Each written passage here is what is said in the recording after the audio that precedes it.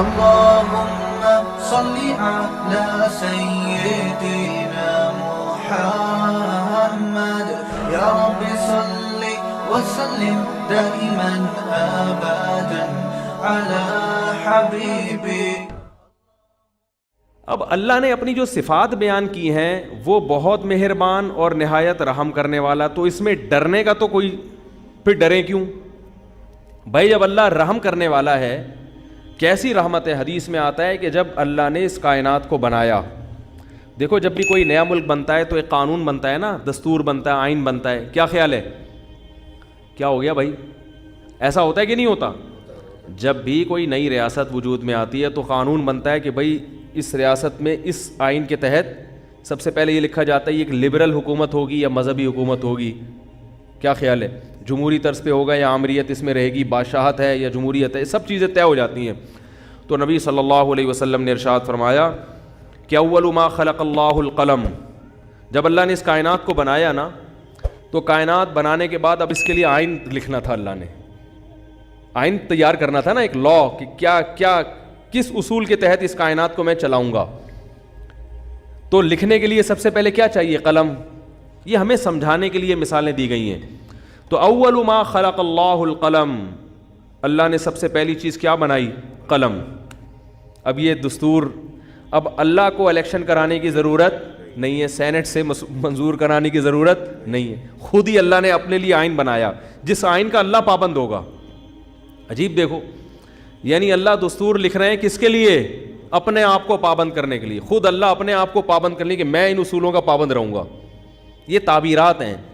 فرمایا سب سے پہلی چیز جو اللہ نے اس قلم سے لکھی ہے, سب سے پہلی چیز بنائی قلم, اور اس سے کیا لکھا؟ سب سے پہلا لفظ جو اللہ نے لکھا ہے سبقت رحمتی علی غضبی, کہ میری رحمت میرے غصے پر غالب رہے گی.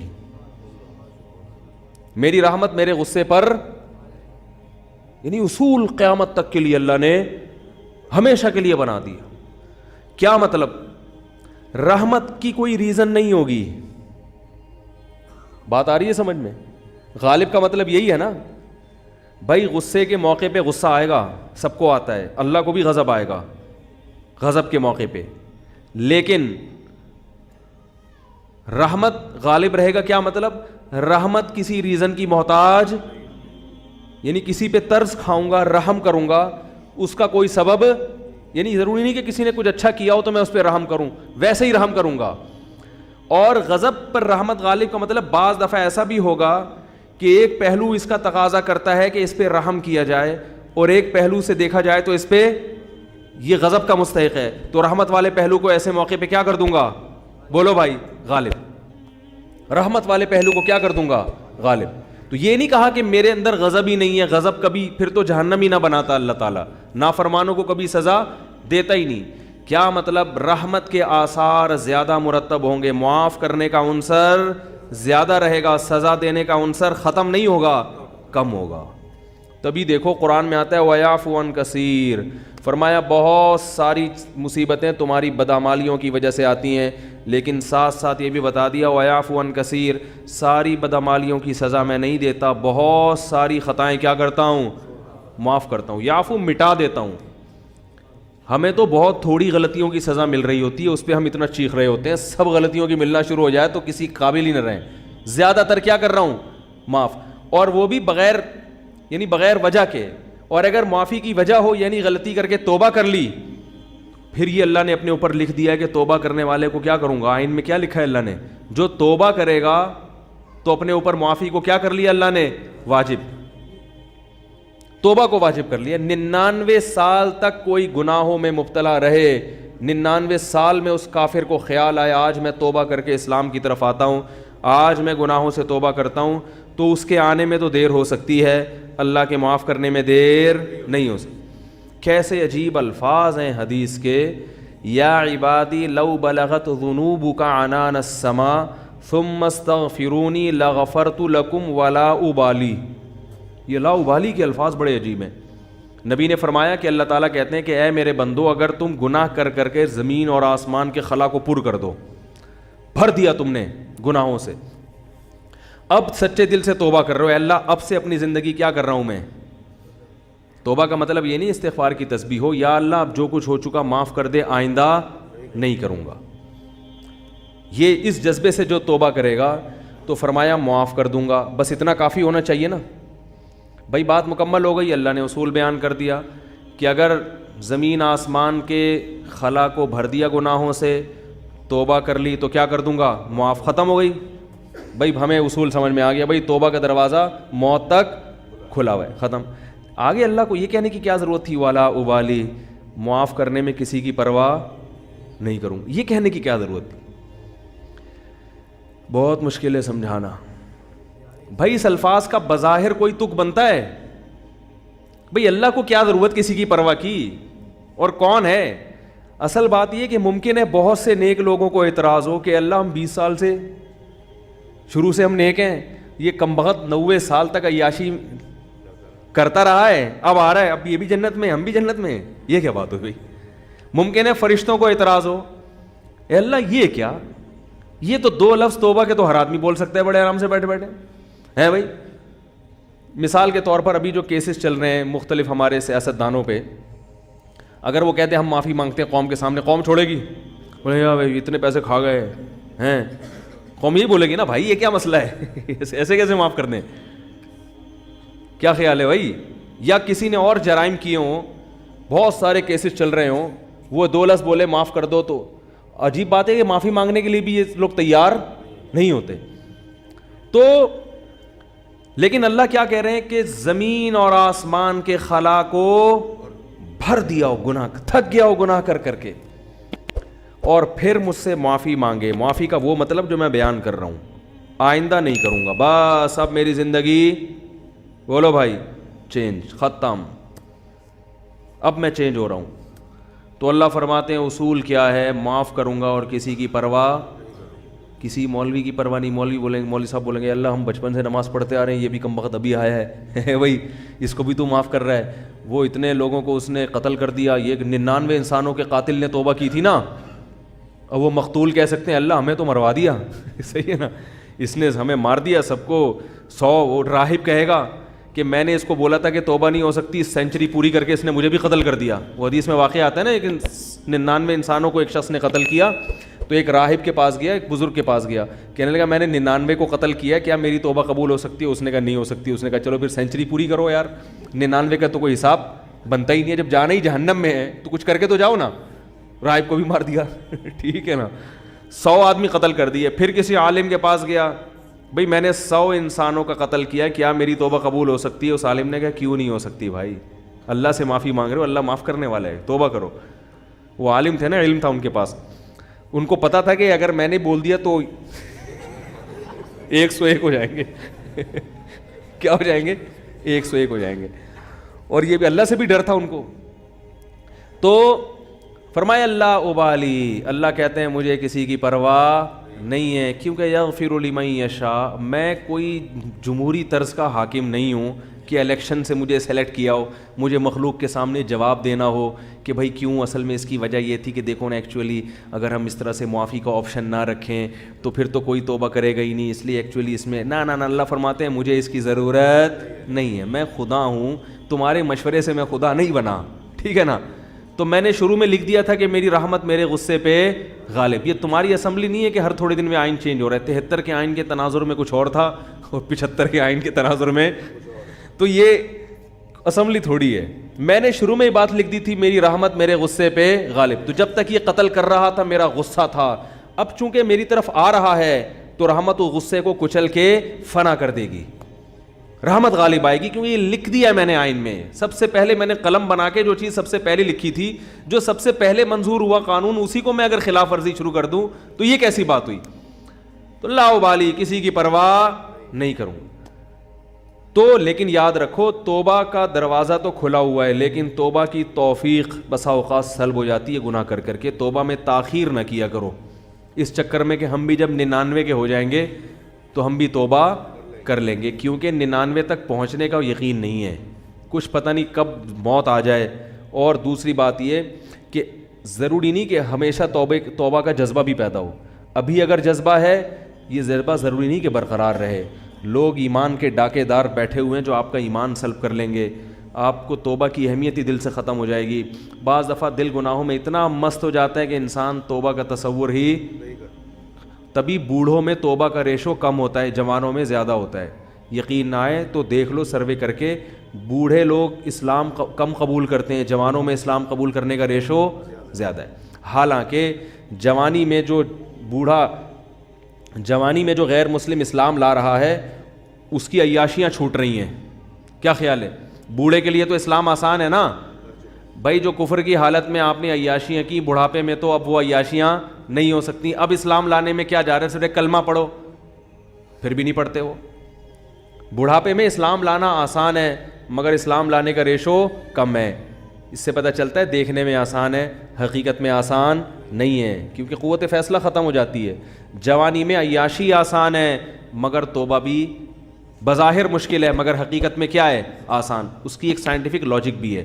وہ لاجک یہ ہے کہ انسان جب جوان ہوتا ہے تو گناہ کی طرف جیسے اس کی رغبت بہت زیادہ ہوتی ہے, اس کی بریکیں بھی اسی حساب سے مضبوط ہوتی ہیں.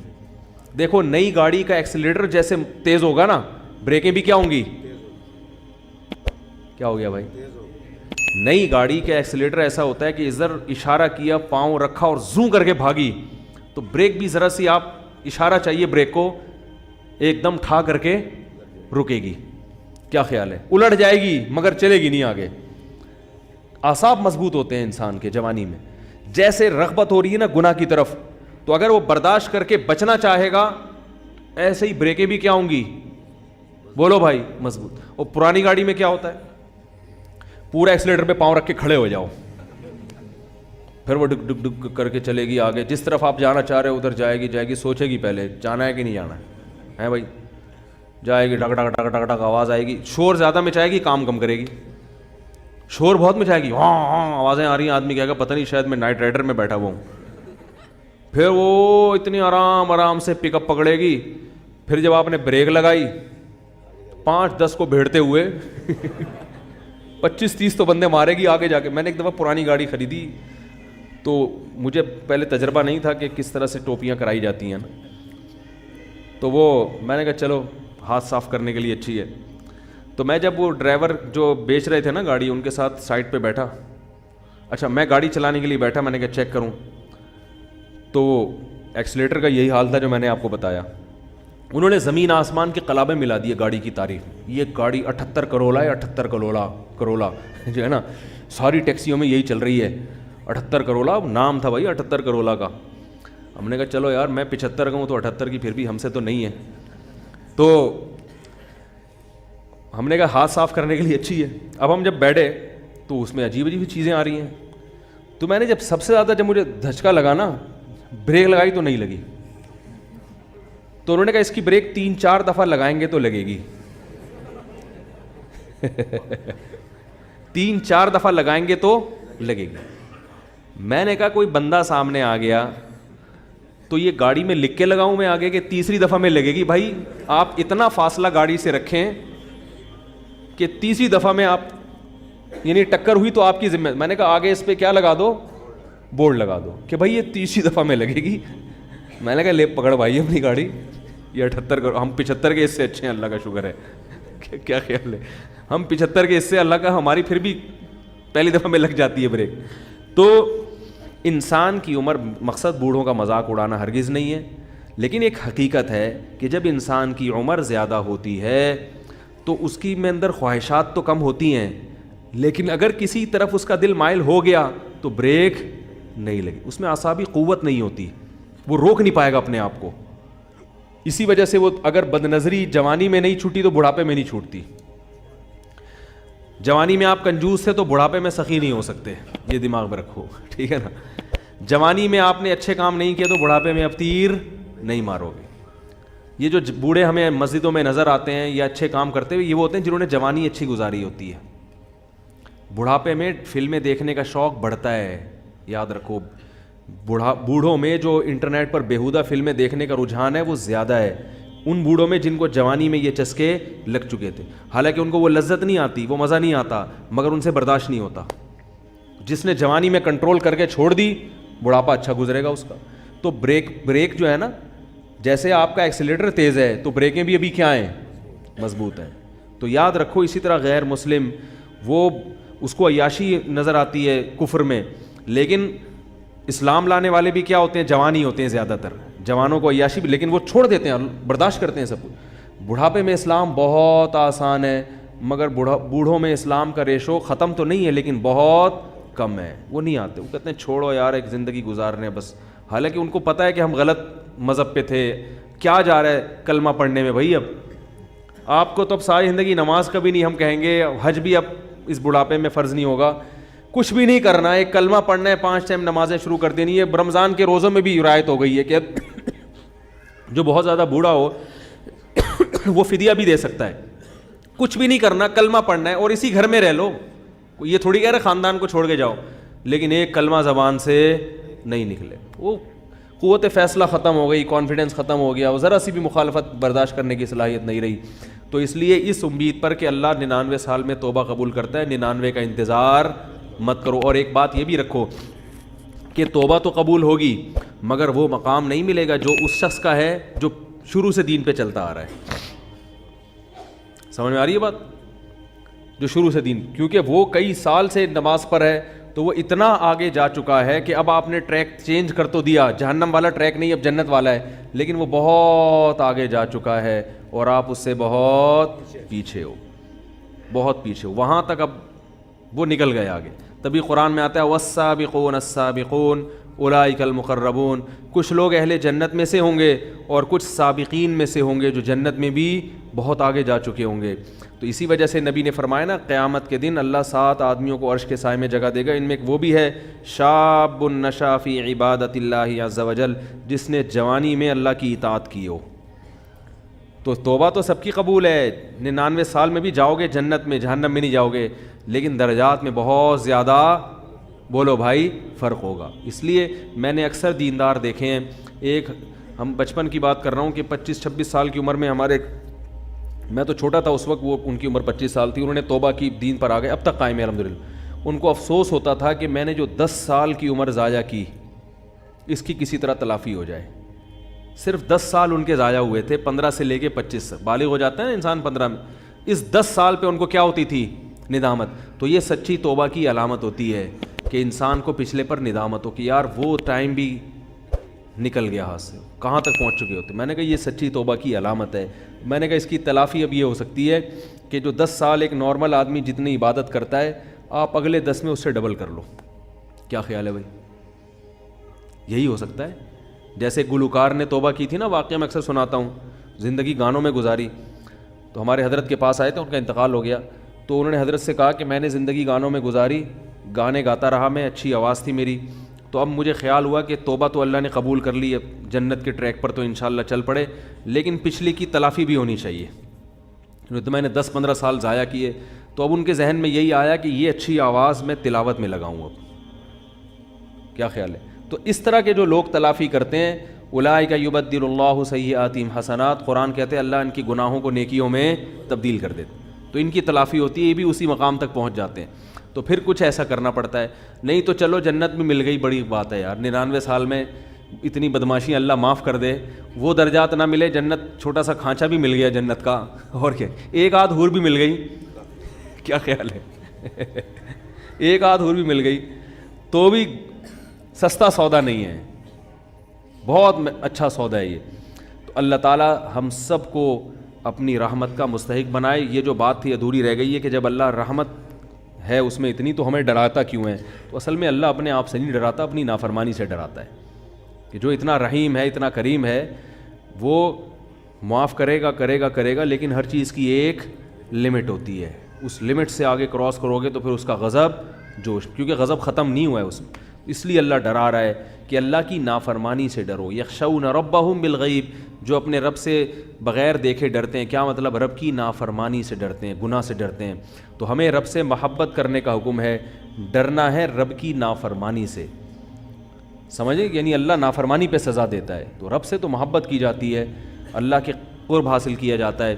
تبھی اہل اللہ کو نمازوں میں مزہ آتا ہے، کیونکہ وہ اللہ سے قریب ہو جاتے ہیں نا، نماز میں تلاوت میں مزہ آتا ہے ان کو. تو ہمیں اللہ سے محبت کا حکم ہے، لیکن ڈرنا وہاں ہے جہاں اللہ کی نافرمانی ہو رہی ہے۔ اللہ تعالیٰ سے دعا ہے اللہ تعالیٰ سمجھنے کی، عمل کی توفیق عطا فرمائے۔